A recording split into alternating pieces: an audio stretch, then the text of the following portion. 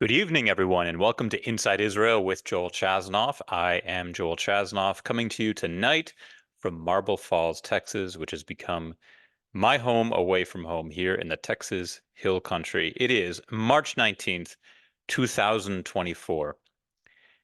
And on the one hand, there really is no big news story that we absolutely must speak about this week. There was no one story that dominated the news. However, I feel there is so much to talk about. A lot of smaller stories, which, when you put them together into the puzzle, really communicate what Israel is going through right now and what Israelis are feeling. And a lot of it relates to just what's happening in Israeli society in general.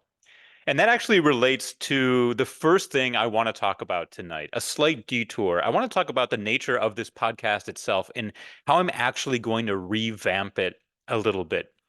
Just to give you a quick history, some of you have been with me from the beginning. I believe this is now the 22nd or 23rd episode, which is kind of unbelievable. But it really started a couple days after October 7th. I was getting a lot of emails from people saying, I'm reading the news, but I'm missing the context. What are Israelis actually going through? What are they actually feeling over there? And they were reaching out to me because they knew that I lived there and had a family there and wanted that sort of inside scoop. So on a whim, I just did a free webinar. I sent out a link on my mailing list and said, if anyone wants to join, here are some times. And I actually offered two times. That first week, I did two of them, one on a Tuesday, I think, and one on a Thursday.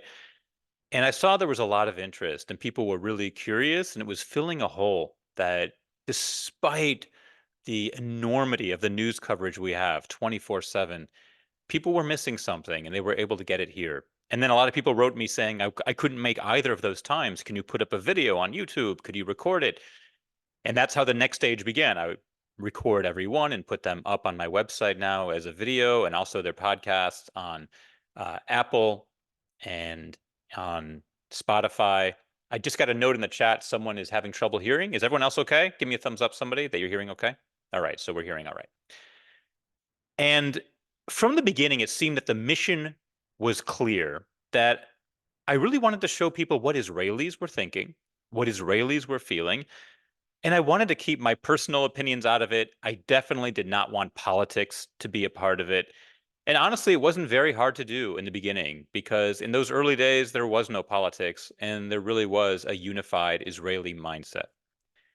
However, I do feel that right now, where we are, the landscape has changed. Believe it or not, we are just about 6 months out from October 7th. That's incredibly hard to believe that we're almost at the half-year point. And on the one hand, I feel this webinar, this podcast, Inside Israel, is still absolutely vital and necessary, maybe even more than ever. But I do think the mission has changed a little bit. And there are a few reasons why. First of all, as I said, after October 7th, there really was this unified Israeli psyche. I could honestly tell you that when I spoke, I was speaking for 80, 90% of all Israelis. I could genuinely say that aside from a few outliers, I was talking about everyone. We were all kind of feeling the same thing. But I no longer feel that that is the case. At this point, 6 months in, there are so many cracks that are beginning to appear in Israeli society. There are differences in views. I don't feel I can look you in the eye and say, we're all on the same page. Now I'm talking for all Israelis. So that's changed. The second thing is that, like I said, for those first 3 months after October 7th, there really were no politics. We all had many questions in Israel about how October 7th happened. We wondered in the back of our minds who was to blame, but we put all of that aside. We decided collectively that this was not the time nor the place to explore those questions. We would deal with it when appropriate, but instead we just collectively put our minds to moving the country forward by volunteering, by helping one another, by focusing on our soldiers in the war. But again, that is no longer the case. More and more, it's become impossible for me to divorce my own personal political feelings from everything that's happening in Israel now. And I don't want to be disingenuous to you. I don't want to look you in the eye and say that, again, I'm speaking in a general way without my own personal politics getting involved, or at least coloring it a little bit. The third factor is that in recent weeks, I've really begun to bump up against what I consider the limits of my expertise. There are certain topics that I really feel I can talk to you about in depth for hours. The army, the life of families and children, the conflict between Jewish state and state for Jews, which is a topic we're going to explore tonight. Those really I can go in depth. But lately, I've been getting a lot of questions from you guys about very specific aspects of politics in Israel. Why this minister is quitting the government, or why the prime minister appointed that particular minister to a particular post a few months ago, and why the cabinet is debating such and such.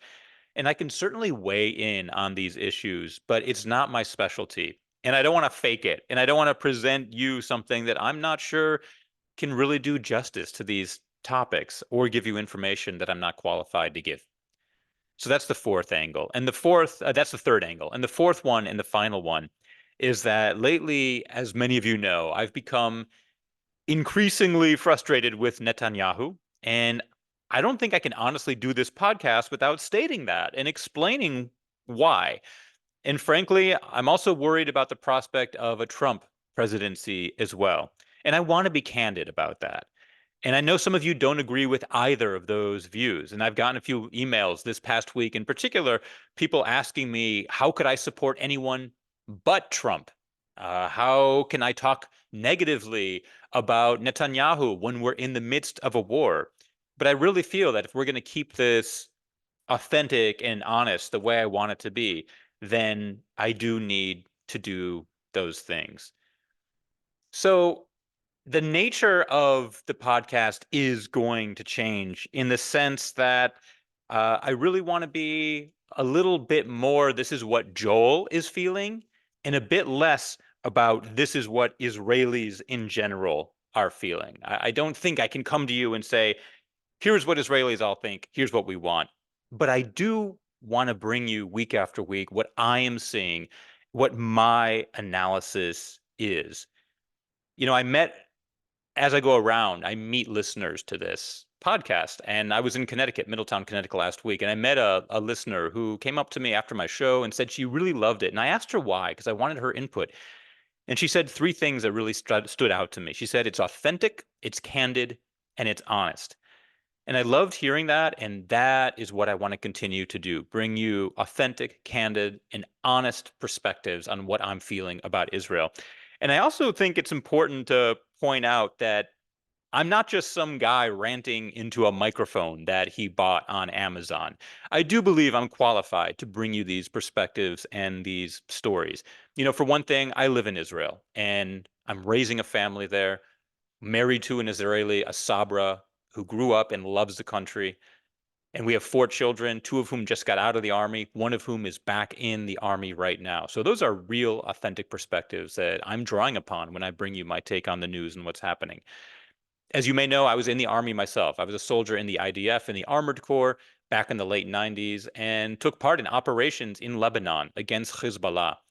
So I know what the mindset of a soldier is. I know what the dilemmas that we face are. I also know how much ethics is actually truly a part of the conversation within the Israeli military, even though this really doesn't get broadcast much at all.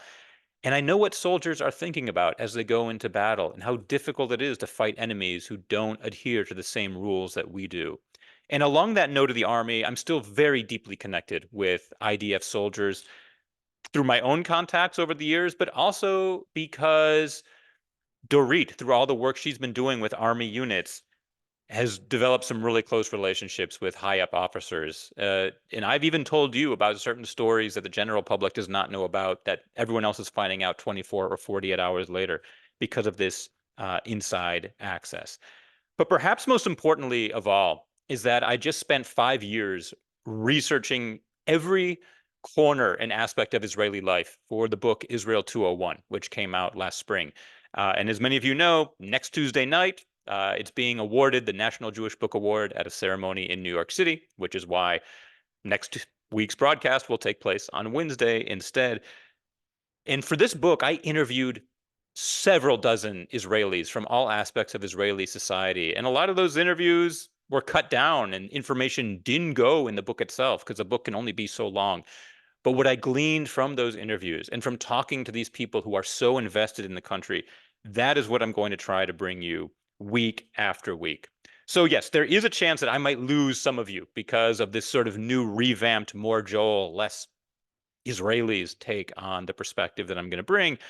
But I also have a feeling that for a lot of you, maybe even many of you, this is actually what you enjoy most of all, this personal take, and that is really meaningful and what makes this worth tuning into week after week. And for those of you who are going to stay, I really hope you do. Let's continue the journey together. So with that, let's begin tonight's episode. Again, it's March 19th, 2024, and the title of tonight's broadcast is I Don't Roll on Shabbos. As some of you may know, that's a famous quote from The Big Lebowski. The whole Shomer Shabbos angle of that film may have done more for the recognition of Shabbat than maybe even the Tanakh, the Torah Nevi'im Ketubim, the Jewish Bible over the years. Mainstream society was introduced to the idea of Shabbos through that great Coen Brothers movie.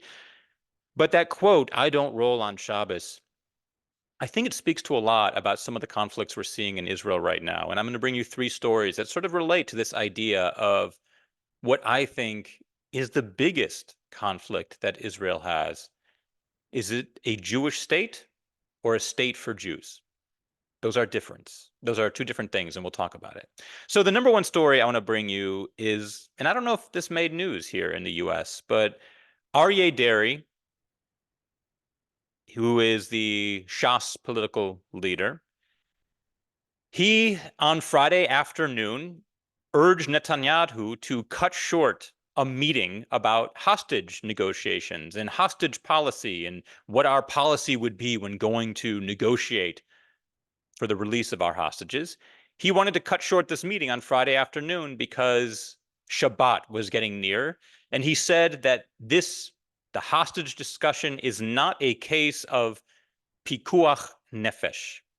This is a very important concept in Judaism, pikuach nefesh. It means that you can break the Sabbath in order to save a life. It's one of the core tenets of Judaism that as holy as the Sabbath is, the Sabbath can and must be broken if the possibility of saving a human life is there. And Aryeh Deri said that we need to cut this meeting short on Friday afternoon because these discussions about our hostage negotiation plan are not pikuach nefesh. Now, afterwards, he denied that he said this, and when other politicians hit back, they said, what is more pikuach nefesh than discussions over hostages? He said, no, you're just politicizing religion. At the end of the day, our hostage team did not leave on Saturday as was planned, because part of what he said is that our hostage team should not fly on the Sabbath. Instead, they should fly after the Sabbath. They ended up leaving, I believe, on Sunday, going to Doha for this next round of talks. And of course, there are questions of how ready was our hostage negotiating team? Could they actually have left on Saturday, Shabbat, if they were ready? Did they not fly on Shabbat because of the Sabbath, or were they just not prepared? Did we not have our policy in place? And when I say policy, before they leave Israel, they have to go with a certain mandate. How much leeway are they given? What are they allowed to give up? What are they going to hold firm on?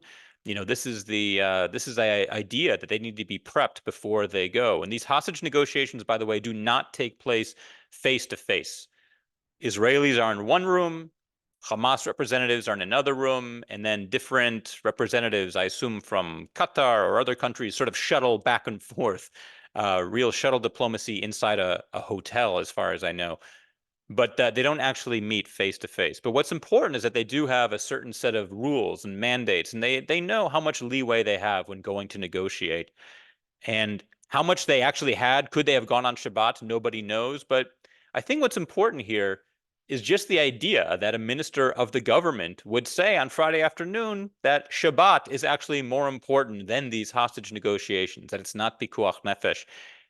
And it makes clear to me, and if there's one thing I want you to come away with from tonight, it's this. that the biggest conflict Israel has is what kind of Jewish state we are. I truly feel, based on all my interviews for Israel 201 and the people I talk to and the experts, I truly feel that this is the central question we need to address. Many of the people I spoke to said that it's a bigger question than Iran, than Hamas, than Hezbollah, than Islamic Jihad, because all of these outside enemies, we can develop plans for how to handle them. You know, we could have handled Hamas quite easily. There were calls to destroy their leadership over the past few months and over the past few years, but they were ignored. We knew that they were planning this attack, but the intelligence was ignored and overlooked. And one of the reasons it was overlooked is because keeping this coalition intact became more important to the leaders in power. And one of the reasons the coalition was so fragile was because so many of the questions were between religious and non-religious. So much of the judicial reform was tied up with how much more religious can we make the country be versus how mainstream and secular can the country be. You know, a Jewish state means that Jewish law, halacha, is what's guiding the state. And state for Jews, as I see it, means a country where Jews can live protected and can worship as Jews and live as Jews as they want to. But the state does not mandate them to live a certain Jewish way. So I think this comment by Aryeh Deri sort of represents, in a small way, what the big conflict in Israel is and what we really need to settle before we can move on in peace. It relates to Gaza, it relates to the West Bank and our religious settlers we have there. State for Jews or Jewish state really is central to Israel's sense of identity. It is a question we need to settle and probably the most difficult one of all. So the second story relating to I don't roll on Shabbos is a topic we've talked about for the past few episodes, but it took another turn this week, the ultra-Orthodox being drafted into the army. We had an incident this week when the ultra-Orthodox, I believe it was several thousand, sat at the entrance out on the road, on the entrance to Jerusalem. Any of you who've driven from Tel Aviv to Jerusalem, there's pretty much only one way in. You take Highway 1 and it starts climbing, and you have a beautiful view of Jerusalem neighborhoods on your left side as you approach Jerusalem, and you come up a hill, and there's a cemetery, and then you see the beautiful new bridge that is all lit up at night if you're driving in at night, and up ahead to your left is the bus station. That's the entrance to Jerusalem, pretty much the only way in if you're coming from Tel Aviv, although Waze can give you others if there's traffic. But the ultra-Orthodox who were protesting sat down in the middle of this road and blocked traffic for a significant amount of time because they do not want to be drafted. They were protesting the idea that they would go to the draft. And it's one thing to protest being drafted into the IDF, but what really bothers me is what ensued during these protests. They were violent with police. They called the police Israeli, Jewish police. They called them Nazis. They told them to go die in Gaza. These are quotes. What has our Jewish state come to when the most supposedly religious among us, the ones who supposedly care the most about mitzvot and following commandments, are calling our police officers who endanger their lives, are calling them Nazis, and are telling them to go die in Gaza? Now, one of the most meaningful interviews I had when writing Israel 201 was with a professor who's really an expert on Israeli society overall. And he explained to me that the ultra-Orthodox, we shouldn't think of them as the most pious of Jews or the most religious of Jews. We need to think of them as a cult that is protected by the government for political reasons. Because I must admit, when I was a kid and I thought of the ultra-Orthodox Jews, I thought of them as, wow, they are really the most pious among us. They're the ones who are living the ultimate Jewish life. And I think in the early days of the Jewish state, maybe they were, and they were protecting something sacred, this old idea of the shtetl Jew who studied Torah. But back when they were 3% of the population, this was acceptable. Now that they're 13% of the population, and as I've said before, 50% of the men are not part of the workforce, They do not serve in the army. Over 60,000 of them received exemptions last year, while meanwhile other soldiers are having their services extended. It's really it's really bringing up this conflict between protecting religion and allowing religious freedom, Jewish state or state for Jews.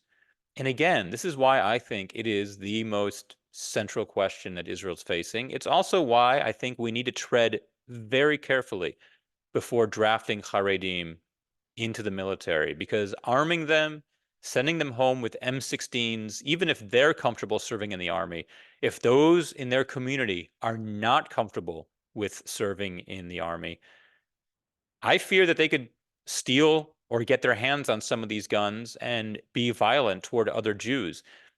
In the same way that pikuach nefesh, I mentioned before, this idea of breaking the Sabbath in order to save a life is acceptable. What you need to realize is that among the ultra-Orthodox and the most religious in Israel, the idea of killing someone in order to save the country, to save Judaism, I should say, is also acceptable. This is why a modern Orthodox Jew shot and killed Yitzhak Rabin in the fall of 1995, Yigal Amir. He's a kippah wearing modern Orthodox, as we would call it, Jew who was in Golani, a regular infantry unit in the IDF. And he shot Prime Minister Yitzhak Rabin because in his mind, that murder was pikuach nefesh. It was saving a higher ideal, saving Judaism by getting rid of a quote unquote traitor. So I think we need to be very careful before drafting the ultra-Orthodox into the army. And these protests where they are violent with our police, calling them Nazis, telling them to die in Gaza, it's another sign of the religious quandary that Israel faces. The third story I want to bring you is one that I alluded to as a question before, but now it's official. The Israeli government has officially decided that we are going to have a day of remembrance in Israel on the 24th of Tishrei. This is the day after Simchat Torah. So really at sundown, at the end of Simchat Torah, we will begin a memorial day for the October 7th massacre. Now, sort of ironically, and tying in with the story of tonight, this coming fall, the 24th of Tishrei, would fall on Shabbat. So it's not going to be commemorated on the 24th of Tishrei this coming fall. Instead, it will be commemorated on October 7th. There's a part of me that feels that it should be on October 7th every year. You know, in Israel, all Jewish holidays, all holidays go by the Hebrew calendar. Yom Ha'atzmaut, Yom Ha'atzmaut, which is Independence Day. You know, as a kid, I always thought of it as May 15th, 1948. But in Israel, it's always Hey Be'Iyar, the 5th of Iyar. So it's once in a while on the 15th of May, but most years it is not. And that's true of every holiday. And I think what's different about October 7th is that Israelis refer to it as Shvi'i Be'October. They call it October 7th. So to me, it feels a little strange to put the holiday on the 24th of Tishrei, but at the same time, it was on Simchat Torah, and it would be maybe even stranger to have Simchat Torah and let Simchat Torah pass without our acknowledging what happened on Simchat Torah before. In any case, it is going to be on the 24th of Tishrei. I was even debating whether we needed this at all. Part of me felt that Memorial Day, Yom HaZikaron in May, which is always the day before Yom HaAtzmaut, Independence Day, that was enough. It is such a sad and heavy day on the calendar, Memorial Day in Israel, that I wondered, do we need another day like this? I mean, how many days of mourning are we going to have in Israel? There's Yom HaShoah, Holocaust Remembrance Memorial Day. There's Memorial Day in May. There's Tisha B'Av, the 9th of Av.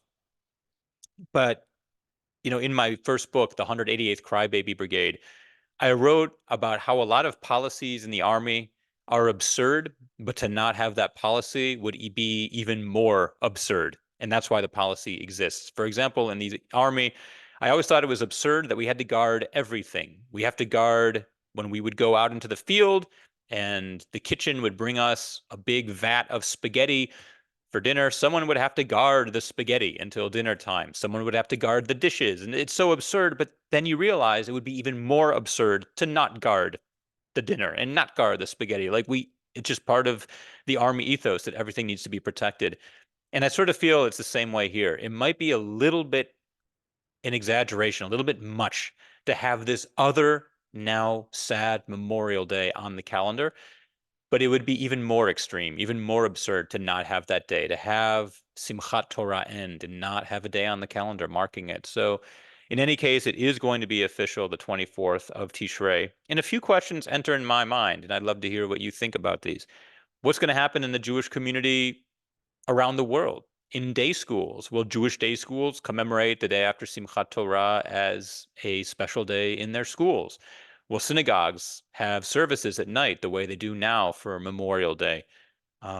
What other Jewish institutions, how else might they treat it in the diaspora outside of Israel? Or will this be a uniquely Israeli holiday? I would imagine it would be worldwide. Um, but I am curious. Rabin's assassination, which was, I believe, November 4th of 1995, that is still, I don't want to say a holiday, but a Memorial Day in Israel. It's traditional not to get married on the anniversary of Rabin's assassination. Although it goes, once again, we all know that he was murdered on November 4th. We don't know the Hebrew date, but it's commemorated on the Hebrew date every year. So you sort of have to look it up. It's a bit odd. But outside of Israel, it's really not created. It's really not observed. In any case, I am curious what would happen. So those are the three stories relating to religion and this state for Jews or Jewish state, which is a question I'm sure we'll examine many more times in future broadcasts as well. Now let's look at some of the news from the week, and I'll give you my take on it. Let's talk about humanitarian aid. I mean, this is huge now in the U.S. I'm in the United States right now. I'm seeing the news, and all the focus is on humanitarian aid. I want to blame someone for this. I do not know who to blame, but somehow Israel is not communicating that aid is always stolen by Hamas, looted by Hamas, or taken and then resold at higher prices. Like somehow we are not communicating this. Netanyahu said this in a recent speech. Maybe it's that the world doesn't want to hear it and it's falling on deaf ears. But I do want to point out that Jake Sullivan, the United States National Security Advisor, in a recent press conference, he did say that it's not enough to only ask Israel to make concessions and to get more aid in. He did say that the world is not putting enough pressure on Hamas. Now, it was one line in a long press conference, and I'm telling you, the world doesn't want to hear this. But to me, it's absolutely absurd. And I have to say, I guess Israel, I don't think we're doing a very good job of communicating that. We need to do a better way. And part of me thinks that we need better spokespeople. I said before, a recent broadcast of this was called The Messenger is the Message. And we don't really have a great messenger right now who's speaking for Israel in a way that's connecting with audiences. There are some people who are anti-Israel, who are anti-Semitic, and they're always going to be there, and that will not change. But I do think that the right spokesperson could communicate well what Israel's case is. And for some reason, we haven't found that person. What I am seeing are military spokesmen who come at it from a military point of view, which is always very logical, but not necessarily what's connecting with audiences. We have a few, I'm not going to name names, but we have a few, former models and sort of celebrities doing the talking, but they're apparently not connecting as well. I see them more as cheerleaders for us. We have some politicians. What I feel we need is someone from the Reform, conservative, modern Orthodox community, a rabbi. We have, our gift to the world as the Jewish people is Judeo-Christian ethics. That is our gift to the world. And we need to play up that side of it. We need to play up that angle of the story of where Jewish ethics comes in, where Jewish peoplehood comes in, and maybe stop emphasizing the tunnels and the maps and what our soldiers have found. Because anytime we show guns and tunnels, much of the world who's not responding will say, yeah, that's just resistance. These are people who are resisting occupation. I think we need to come in from the Jewish angle and play that up. I would just love to see another spokesman, spokeswoman, someone else out there, someone new, to try to get our message across. But what we're doing right now, somehow we are not communicating that all aid is stolen and looted by Hamas. And, it's very odd to me. All these countries want more aid to go in, but none of them are willing to put skin in the game themselves. None of them are saying, we're going to dedicate some soldiers. It's so important to us that we're going to put US soldiers on the ground or French soldiers on the ground. Everyone wants Israel to do it. Everyone wants Israelis to risk their lives. Even this new pier that America is building, they want Israel to safeguard it. No one is actually offering the solution to be involved themselves. And that bugs me, and I think it's also quite hypocritical. And that brings us to Chuck Schumer, the senator who is the highest ranking Jewish elected official in the US, calling out Netanyahu, saying that he's, quote, lost his way. This is one place where I can pretty easily speak for all Israelis. Israelis are pretty much thinking, what the frick, we'll keep it clean because we might have kids or teens out there. WTF, like what the hell is going on? What is this guy talking about? We feel abandoned that this high-ranking Jewish official is calling out our prime minister, is calling for new elections as if we were some third world country where a dictator, rose on his own. As you know, I'm not the biggest Netanyahu fan. I think there are a lot of problems with how he is running this government, but he was elected the way Israel as a democracy has its rules in place to be elected, and I feel like he's a way to throw Israel under the bus without criticizing Israel directly. And what I worry is that the Democrats, in this bid to sort of please the progressive wing, might be losing some of the Jewish vote and might be losing some of the Jews who've always supported the Democratic Party and now feel a little bit abandoned by how Israel is going about this. I agree with a lot of what Schumer said, that maybe Israel would benefit from a different prime minister, or that we need elections. But to say it out loud in a broadcast way, and also to say that Netanyahu is an obstacle to peace the way Hamas is an obstacle to peace, I mean, those are nothing alike. What Hamas, to in any way imply that Hamas and Netanyahu are equally bad or equally detrimental to prospects for peace in the Middle East, it's really just hammering down on a message that too many people believe already. And Israelis are upset by it and sort of can't understand where that came from. It seems out of line. But again, this is all election focused. The election next fall, the Democrats are very worried. And, at the same time, we have Trump saying that any Jew who votes for a Democrat hates their religion. I, um, I can't say I've ever seen anything like this in American politics, in the way Jews are being referenced and called out.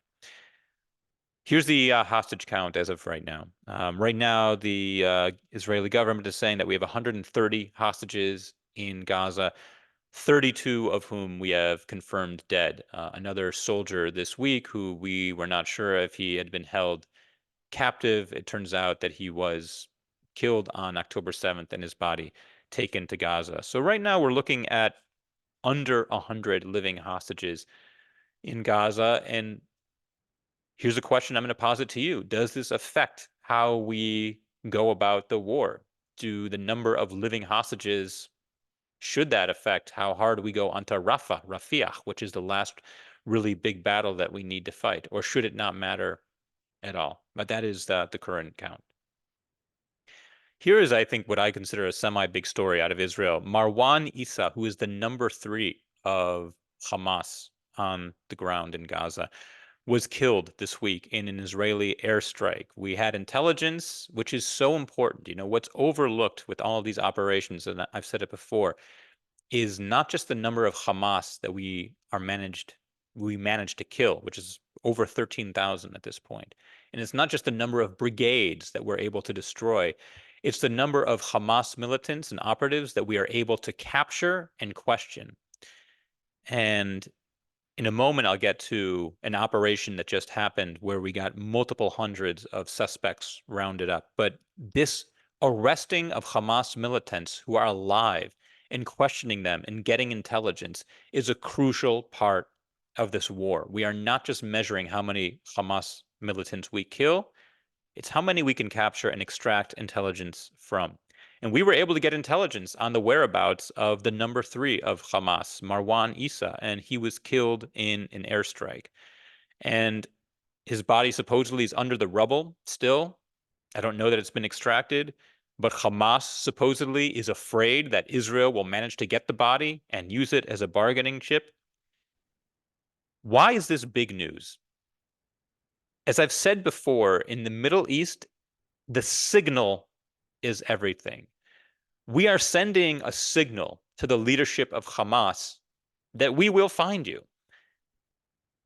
We're sending a signal to Hezbollah in Lebanon that if you do mess with us and you start a war, or if you do not get off the northern border, we will find your leadership, whether you're in Lebanon or Syria or wherever you may be, and we will turn Beirut into what Gaza is now.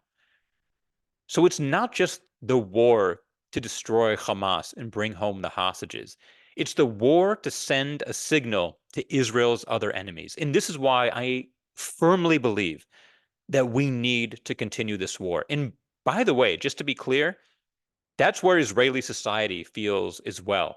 You know, it's a little bit ironic. Charles Schumer calling out Netanyahu as if he doesn't speak for the Israeli people. Well, in many ways, Israelis are very disgruntled with Netanyahu. You know, 80% would prefer elections, would prefer he not be prime minister. Over 50% want elections now.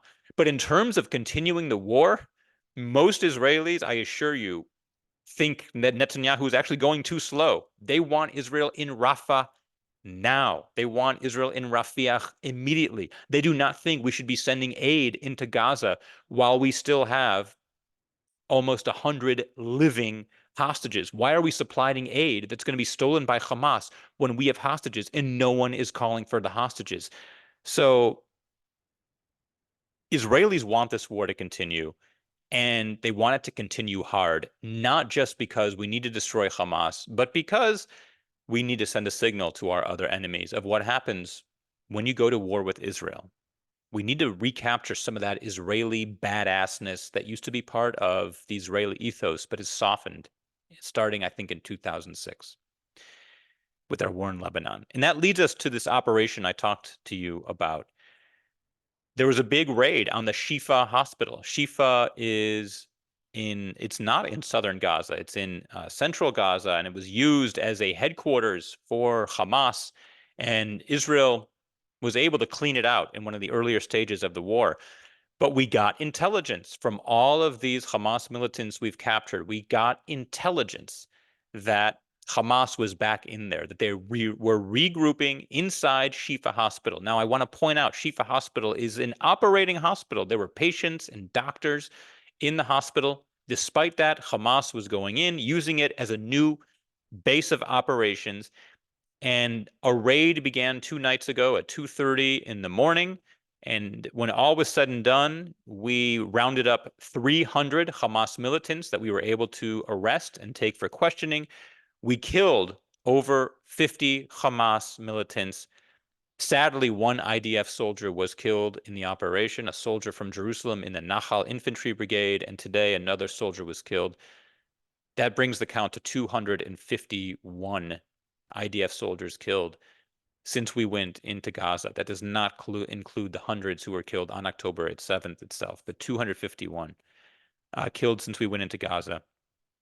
We had a member of Al Jazeera, a journalist who was arrested, and there was sort of a big stink that a journalist would be arrested. But you know what? We have evidence several times of Al Jazeera journalists actually being a part of Hamas. So I don't have any problem with Al Jazeera members being arrested, the same way I have no problem with UNRWA workers being arrested because we know that they have been a part of Hamas as well. And what the IDF is saying is that this is what happens when you leave areas of Gaza unguarded and you leave Hamas in power. They will simply repopulate the areas that they had been driven out of before. But I want to highlight the importance of intelligence, this kind of raid, which I think we have to call wildly successful, uh, in the fact that we killed 50 Hamas and were able to round up 300 militants. That is a success. And also, there's video of the soldiers who did this operation from the Shayetet Navy SEALs. They took video and they showed in the video that the operations room for Hamas was right next to the office of the director of the entire hospital, and not on the same floor where patients are treated. So this is not some, oh, I didn't even know it was happening underground. I mean, they are using the hospital with the permission of the hospital staff and doctors. And by the way, if you are wondering, the rules of war state that you cannot bomb hospitals, you cannot fire at hospitals unless your enemy is using hospitals as a base of military operations. If they are, the hospital is fair game. They're not supposed to, but if they are, it is fair game. So the IDF really is operating according to protocols by having a raid in a hospital. Again, this is a place where somehow we are not getting that message out about what the rules of war are and how we're actually adhering to them. The last point I want to bring up before getting to your questions is it seems minor, like a minor story, but I think it's important. Shiri Bibas is the mother of the adorable redheaded boys, the Bibas boys. And in many ways, they've become the face of the hostage movement. That is the youngest hostage we have, the 1-year-old. He turned one in captivity, the little redheaded Bibas baby. And a cousin of Shiri Bibas this week made a video calling for the hostages' release, and she put it on TikTok. And TikTok took that video down, saying that it was political and they don't want political videos on their site. I've actually experienced this myself, where I've made some videos for my Instagram account that are pro-Israel, or at least trying to state the facts from an Israeli point of view.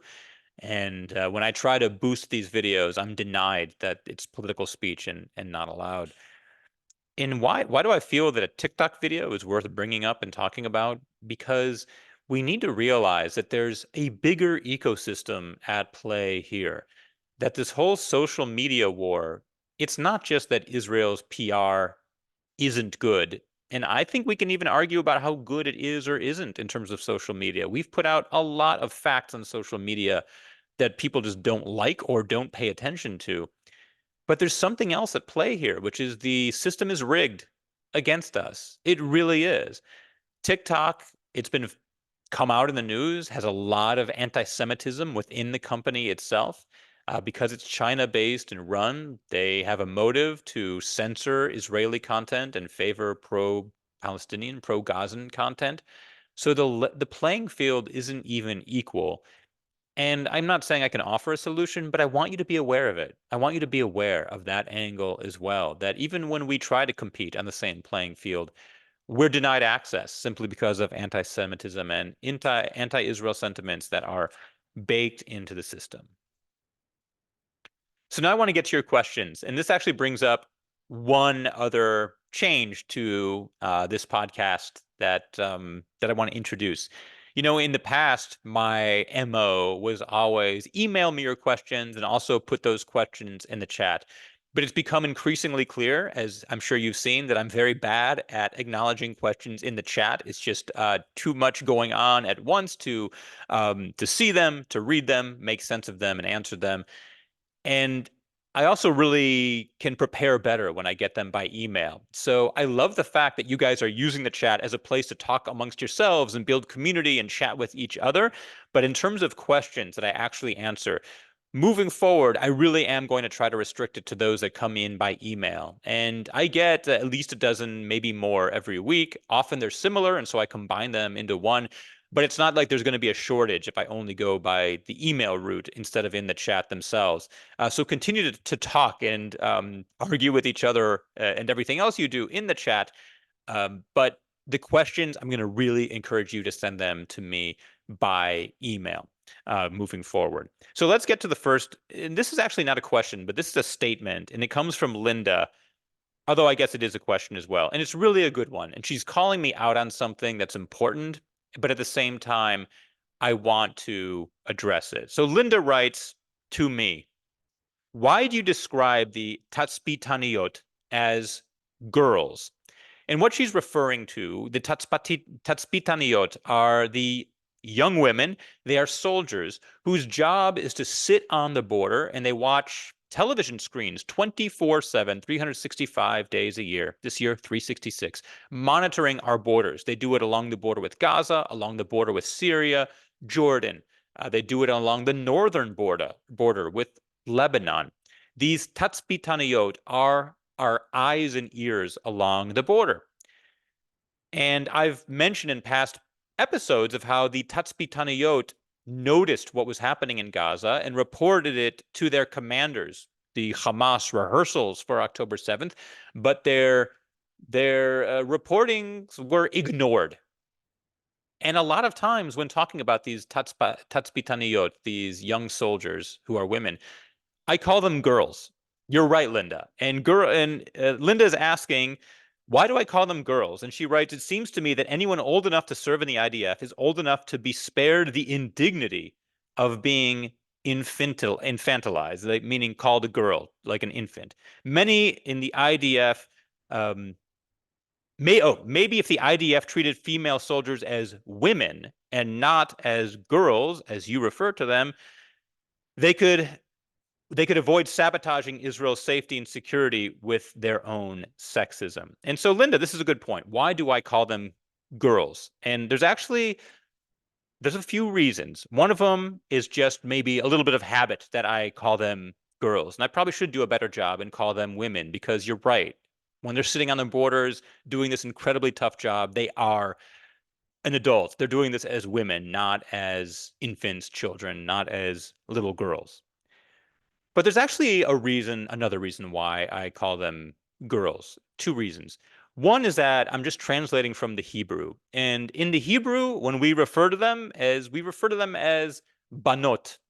We don't refer to them as bachurot or nash. We certainly do not call them nashim, which means women.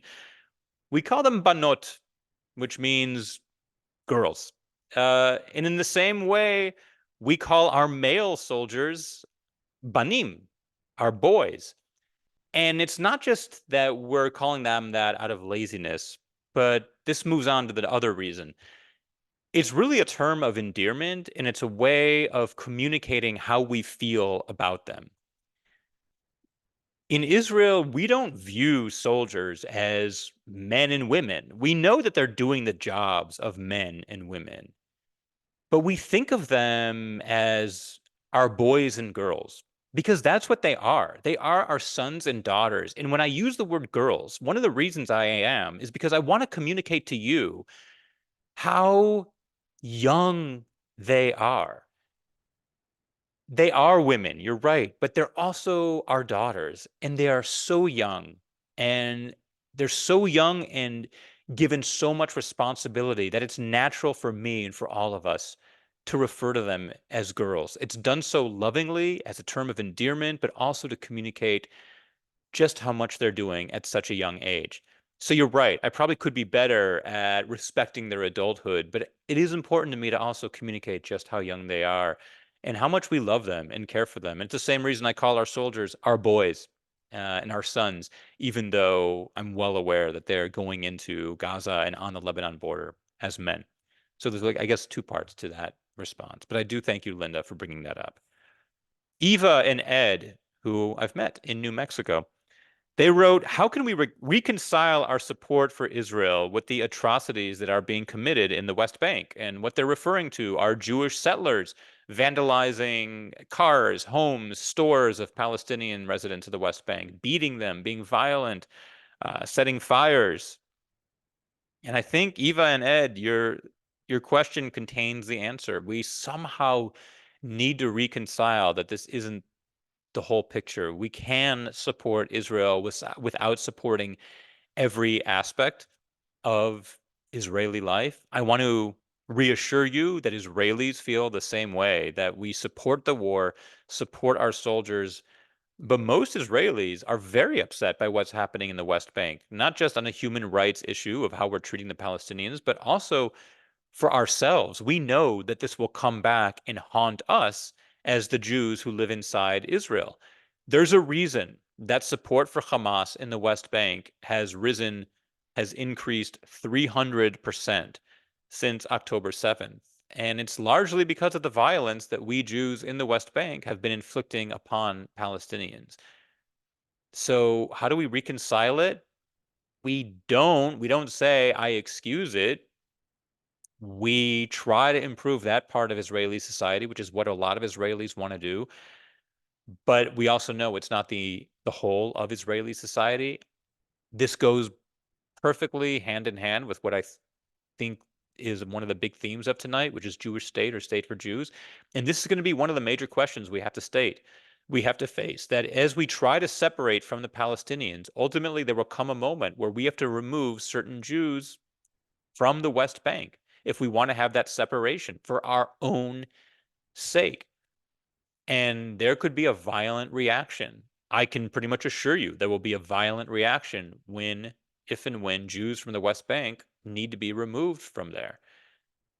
I think it's going to be the big question right now is the ultra Orthodox being drafted into the IDF. But I think once that question is resolved, and I do think it'll be resolved in the next 6 months somehow, I think the next big question Israel will move on to is settlers in the West Bank. Because we know it's not just a humanitarian problem there. It's hurting our own security here within the borders of Israel. So it will have to be dealt with. And the next, Netanyahu's managed to kick that can down the road, and he can't do anything about it as long as he wants to keep his government intact because he has right-wing extremists who really believe in conquering the entire West Bank as part of his government. Itamar Ben-Gvir, Bezalel Smotrich. But the can will not be able to be kicked down the road forever. And I think the next government is going to have to deal with it the same way right now. We're finally dealing with the ultra-Orthodox in the army issue. Barbara. So Barbara gave me a little bit of lip service via email because I've ignored her question for 3 weeks. So Barbara, you're finally getting your question answered. I've heard you mention several times about the importance of separation between Israeli Jews, and Arabs, Palestinians. You talk about a two-state solution. However, Barbara said, didn't Gaza serve as a separation since 2005?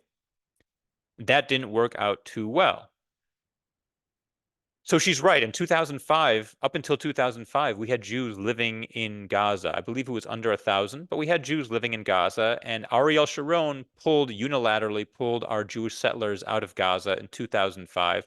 And you are right, Barbara. We had separation. And since 2005, what did Hamas do? Hamas took over and they used every last dollar, lira, euro they could get their hands on to build a tunnel network underneath Gaza, a tunnel network that we now know is longer than the entirety of the London Tube.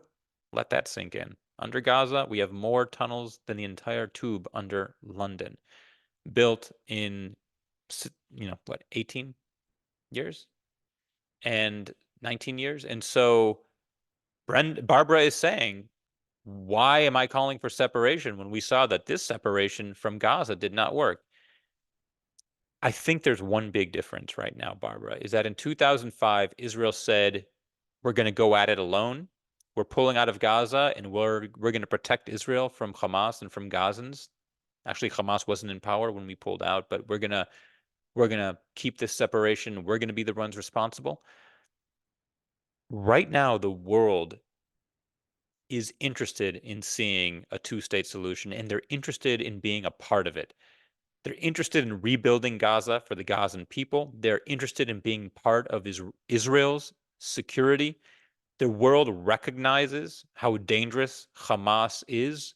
They might not always say so in public, but I assure you the world leaders, including leaders of Arab countries, United Arab Emirates, Saudi Arabia, they do not want Hamas to succeed. They are interested in separation between the West Bank and Gaza and Israel. That's the big difference, is that we have the world interested in this. And I think we have an opportunity here that in the short term, it's very painful, the idea of having a two-state solution. Most Israelis, to be clear, do not want a two-state solution right now. I'm one of the outliers who thinks that now is the time to talk about it because we have this opportunity and we have the world willing to work with us because they're aware of the horrors of what Hamas can do. I don't want to miss this opportunity. This is not a once in a generation thing. This is a once in a century opportunity. We've never had this opportunity before. And so I think we need to seize it and separate while we have the world interested in our maintaining Israel's security. It does mean getting our settlers out of the West Bank. I'm sure that will be part of it. There's no way to avoid that. But that is one of the rough, tough things that we are going to have to do to make that happen. Our second to last question, penultimate question. So Brenda asks if Netanyahu insists that Sahal, the Israeli army, will conduct an intensive ground campaign in Rafah and that Israel will abide by the United States' demand to minimize civilian casualties by first relocating civilians. Why hasn't Israel begun evacuating civilians so that we can begin the operation? Basically, we have 1.5 million Gazans right now in the southern part of Gaza. They've all been pushed down from the north, from the center, down to the southernmost part of Gaza, 1.5 million. Israel has assured the United States that it will not operate in Rafah, without first ensuring the safety of the Palestinians living there. This is very difficult to do. It's easier said than done. Right now, what Israel is talking about is something called humanitarian islands in the center of the country. These would basically be tent cities set up in the center of the country where civilians would leave the south, evacuate Rafah, go live in these tent cities in the center. These would be safe zones, cordoned off, guarded by the Israeli army. Of course, Hamas would try to sneak in there as well, as they have in the past. We've caught a number of Hamas militants in the past trying to sneak out with civilians. And also, we've been fired at by Hamas from these safe zones. Nevertheless, this is the plan that Israel is putting forward right now, although without a lot of detail. And the reason we haven't begun evacuating net yet, I think it's just so complicated logistically to move 1.5 million Gazans from south to center and get these tent city built that is why it has not happened yet. But I am quite certain that an operation will happen in Rafah. Uh, it's going to be very complicated, but it is the last really big section of Gaza that needs to be conquered. And Israelis will consider it a failure if we do not have this operation because it will leave Hamas standing. And we need to utterly, like I said, not just destroy Hamas, but send a signal to other enemies that this is what we do, that we finished the job. Okay. So we actually have a few more questions, but I'm going to choose one because of where we are right now in time. Someone brought up this is Beth in San Diego, whom I met at a book event, and she wrote in about the music of Eden Golan. Eden Golan is Israel's representative at Eurovision. She had a song called, I think it was called October Rain, about October 7th, but once again, was not allowed to sing that song because it was political. On the one hand, Eurovision is supposed to be where all peoples come together and we sort of put our differences aside to celebrate arts and culture and humanity. Um, October 7th is one of probably the most devastating event in Israel's history, and to write a song based on that, I think, is natural. It's very easy to come from these other countries and, say, keep it apolitical. But in Israel, what we've endured, what better way to express the pathos and the pain we've gone through than through art, culture, or song? But nevertheless, we were not allowed. We would have been banned had we brought that original song. So the Israeli team quickly wrote a new song called Hurricane. And what Brenda writes in is, sorry, what Beth writes in is that she found the song extremely moving, and yet the song has been panned by many in Israel. The Jerusalem Post wrote a very negative review saying it's boring and doesn't really stand out, and it means we're going to have no chance to win. Look, I don't really have a strong opinion on this other than just being upset that we couldn't sing our original song. I should point out that there have been, I think, a theater in London that usually shows Eurovision on a big screen has decided not to broadcast Eurovision because Israel is allowed to participate.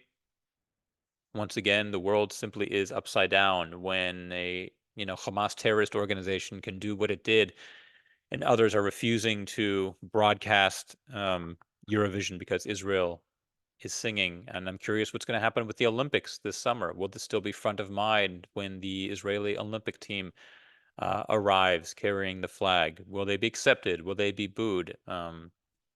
It's yet to come, but in a way, nothing would shock me at this point. I want to thank all of you for participating, for showing up today. We had a really great crowd, over 150 people. I'm so happy to hear that. I am going to put my web address here. This is where you can get everything. So if you want to get the links for these weekly webinars, go to joelchasnoff.com. It's pretty obvious where to get them. Just sign up for the newsletter at the bottom of the page in the footer. There's also a page now, joelchasnoff.com/podcast. That is where you can always watch the video of the most recent episode. That will be up by tomorrow morning. And you can also listen to the podcast episodes on the website itself or on Apple or on Spotify. Those links are there. If you do go to Apple or Spotify, I always ask you, please give it a rating. A rating is the best way that to send the message to Apple and Spotify that's worth sharing, and it helps me quite a bit. Next week, we will be meeting on Wednesday night, not Tuesday. As I said, Tuesday are the National Jewish Book Awards, where I'll be giving the keynote with my co-author, Benji Lovett. We're addressing the crowd, which is quite an honor as well. And then Wednesday night, I'll be back to share with you what that was like and also bring you Inside Israel. So that'll be Wednesday night, the 27th at 8 p.m. Eastern Time.